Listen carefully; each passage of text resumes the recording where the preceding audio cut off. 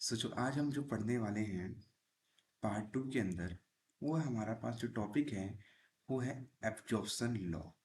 सबसे पहले हम देखेंगे बियर्स लॉ क्या है, फिर लैम्बर्ट्स लॉ, फिर हम देखेंगे combined Beer's Lambert law. Right, इतना क्लियर हो गया? तो आइए शुरू करते हैं हम कहाँ से, बियर्स लॉ से। बियर्स लॉ क्या बोलता है?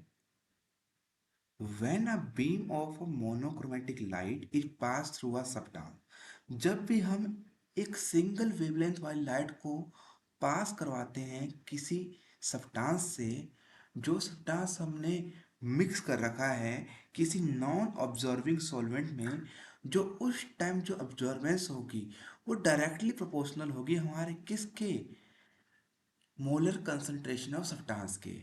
और कहने का मतलब ये भी है कि जितनी ज़्यादा हमारी यहाँ पे कंसंट्रेशन होगी उस सब्सटेंस की, उतना ही ज़्यादा हमारे पास क्या होगा, जितनी ज़्यादा कंसंट्रेशन होगी उस टाइम हमारे पास सब्सटेंस की, उतनी ही ज़्यादा हमारे पास क्या होगी, एब्जॉर्बेंस होगी। राइट। तो अब हम यहाँ पे ऐसा तो लिख सकते हैं कि एब्जॉर्बेंस जो है हमारी डायरेक्टली प्रोपोर्शनल है किसके, मोलर कंसंट्रेशन ऑफ सब्सटेंस के। इतना क्लियर हो गया?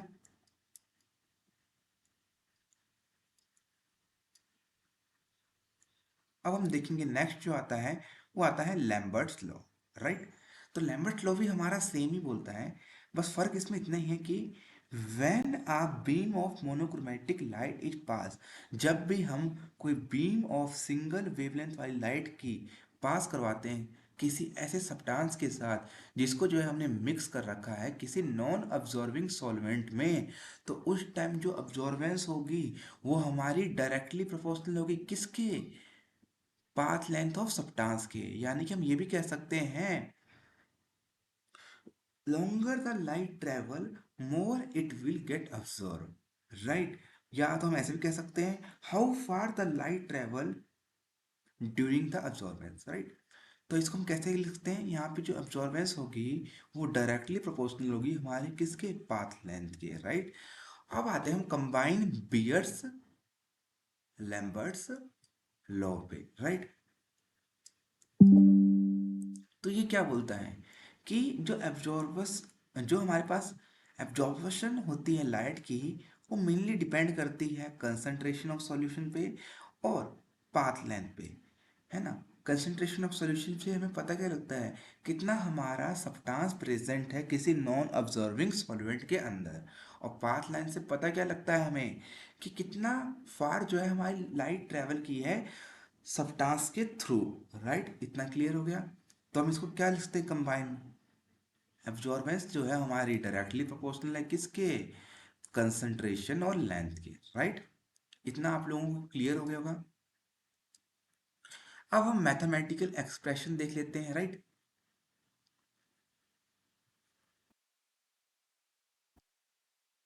जो हमारे पास पहली मैथमेटिकल एक्सप्रेशन आती है वो आती है बियर्स लॉ से। राइट। बियर्स लॉ क्या बोलता है कि अब्जॉर्बेंस है वो डायरेक्टली डिपेंड करता है हमारे किस पे, मोलर कंसंट्रेशन ऑफ सब्सटेंस पे। राइट। क्या बोलता है, जो एब्जॉर्बेंस है वो हमारी डायरेक्टली डिपेंड करती है मोलर कंसंट्रेशन ऑफ सब्सटेंस से। अगर मेरे को निकालना है कि कितनी लाइट अब्जॉर्ब किया सब्सटेंस ने, तो हम कैसे निकालेंगे, हम रेशियो निकालेंगे। कैसा, हम रेशियो निकालेंगे किसका, कितनी जो है हमने लाइट को इंसिडेंट किया था और कितनी जो है लाइट ट्रांसमिट हुई। इससे तो हमें पता लगेगा कितनी लाइट जो है हमारी अब्जॉर्ब की सैंपल ने, है ना। तो हम क्या लिखते हैं, log I nought by I. I nought क्या है कि कितनी जो है हमने इंसिडेंट की लाइट। राइट। और आई क्या है, कितनी लाइट जो है हमारी ट्रांसमिट हुई। राइट। इतना क्लियर हो गया? ये डायरेक्टली प्रोपोर्शनल है हमारी कंसंट्रेशन के। राइट। अब आते हैं हम लैम्बर्ट लॉ में। तो लैम्बर्ट लॉ ने क्या बोला हमारा, कि जो एब्जॉर्बेंस है वो डायरेक्टली डिपेंड करती है हमारे किस पे, पाथ लेंथ ऑफ,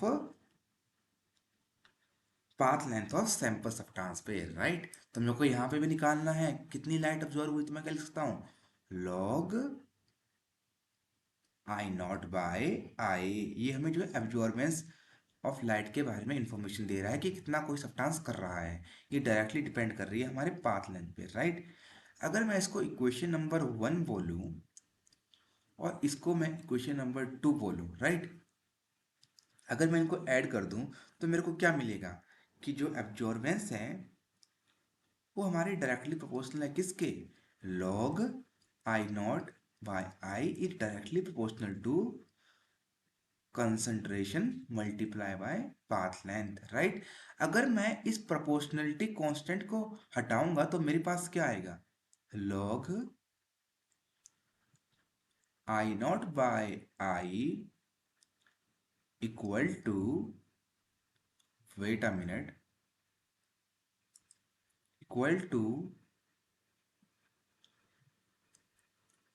एक हमारे पास कांस्टेंट आ जाता है जिसको हम क्या बोलते हैं, molar absorptivity constant, right, multiply by C into L, right. तो ये हमने डिराइव कर लिया बियर्स लैम्बर्ट्स लॉ, मैथमेटिकली जो है हमने ये डिराइव कर दिया, राइट। इतना क्लियर हो गया, राइट, इतना क्लियर हो गया। अब हम e की वैल्यू यहाँ पे निकालते हैं, राइट। अब हम क्या निकालने वाले हैं, अब हम यहाँ पे जो है e की जो है वैल्यू निकालने वाले हैं, राइट। e की हमारे पास यहाँ पे क्या वैल्यू है कि हम उसको फाइंड करेंगे, राइट। तो हमें पता है ऊपर हमारे पास क्या आ जाएगा, log I nought by I divided by concentration multiply by path length, right. ये हमारे पास आ गया e की वैल्यू, यानी कि मोलर एब्जॉर्बिटी कांस्टेंट की वैल्यू आ गई हमारे पास। इतना क्लियर हो गया। अगर मैं इनसे अगर मैं आपसे पूछूं कि मोलर एब्जॉर्बिटी कांस्टेंट की यूनिट क्या होगी तो हम कैसे निकालेंगे, हमें पता है जो अब्जॉर्बेंस है वो हमारा कैसा होता है, यूनिटलेस होता है, राइट। और जो कंसंट्रेशन की यूनिट होती है वो हमारे पास क्या होती है, मोल पर लीटर होती है, राइट।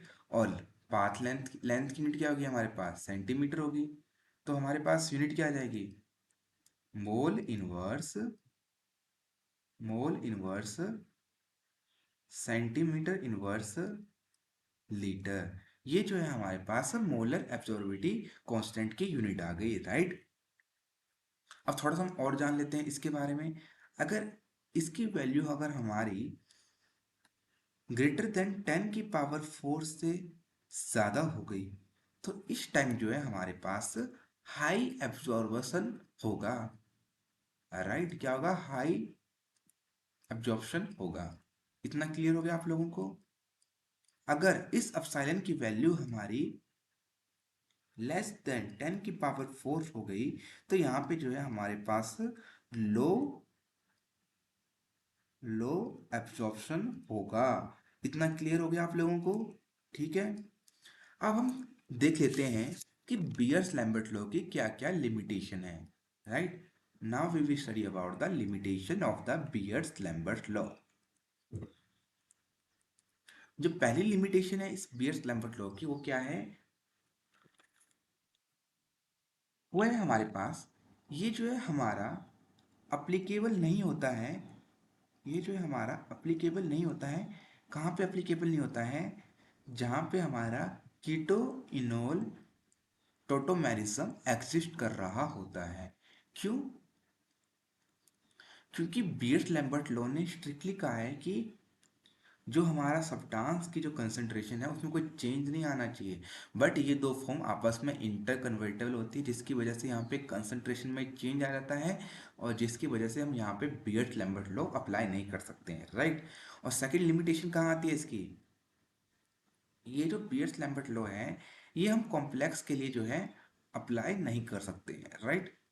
ये जो है कॉम्प्लेक्स के लिए अप्लीकेबल नहीं होता है।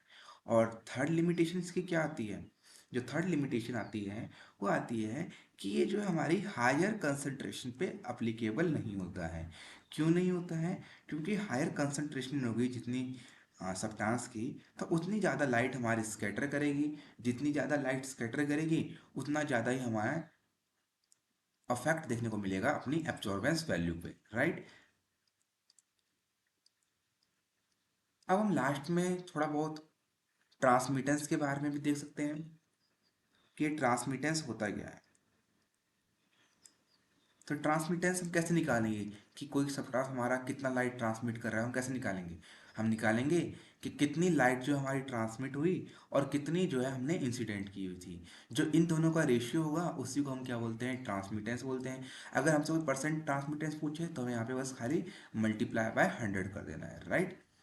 तो थैंक यू, ये था हमारा लेक्चर 2। नेक्स्ट लेक्चर के अंदर हम देखेंगे इलेक्ट्रॉनिक एक्साइटेशन के बारे में। किसके बारे में? इलेक्ट्रॉनिक एक्साइटेशन के बारे में, राइट?